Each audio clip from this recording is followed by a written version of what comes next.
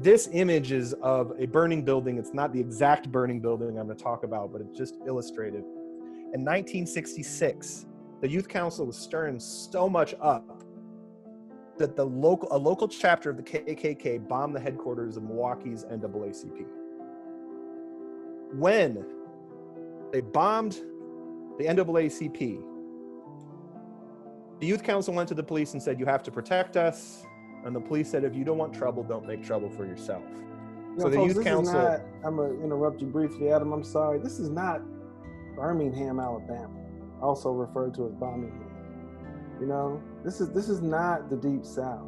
This is in a city in the so-called North, where we are going to now start to see images that we had often in the history, the way it's taught, often only associates this kind of racial violence with Southern locales. Thanks, Adam. And I just want to point out to Renee's point that she just made. Renee, so your cousin Wayne is holding the flag. The KKK who burned down the Freedom House, those people are probably still out there alive today too. So to accompany Rob's point there, not only is this not somewhere else, this is still us. Like these Marquette students that you see right here walking into the Eagles Club, those people are probably still out there somewhere. So the Commandos were formed predominantly as a security unit. And the Commandos, their charge was to protect the Youth Council. That was their job.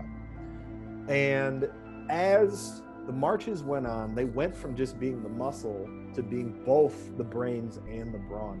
Many of the Commandos had served in the military. They had served in Vietnam. Many of them worked in factories and lost their jobs in factories for being part of the Commandos. And some of them had been involved in street life. There are gangs who literally squash their beef to take part in the Commandos together. This is a planning meeting of the Commandos. You can see, I would say, you know, sometimes, a lot of times, the story gets consolidated to Father Grappi. I think he would have a strong distaste and be spinning in his grave if he knew he had oftentimes been isolated as the figurehead of the movement, because so many other people were involved in it. The Commandos here, you can see most of the seats at the table here are occupied by the Commandos. As the marches went on, Father Grappi was tugged into other national kind of conversations. Back home, the Commandos held it down. Actually, this is Rob. Do you want to talk about this image for a minute? This is of all the images, and I again, we're encouraging folks to give our students the opportunity to do these image analyses. I know that you all have a number of these kinds of lessons and rubrics in place already, but this image to me, it embraces the tension of the moment. It visually sort of gives us some impending crises that are emerging. You see the stance of the NAACP youth councils, the young men trying to maintain control of their own sort of physical expressions, while at the same time being certainly fearful of what might happen. And then you have on the other side a group of what we assume to be police officers about to sort of close in on those young people in that space. I tell you that this image is a great example of how space teaches us or informs. That is just nothing but space and opportunity, and you can feel all the tension right there. This is my favorite photo. It tells us so much about the moment. Thanks, and even, I mean, to draw some points here to the current moment, we see armed protesters around the country taking over Capitol buildings, white men with assault rifles.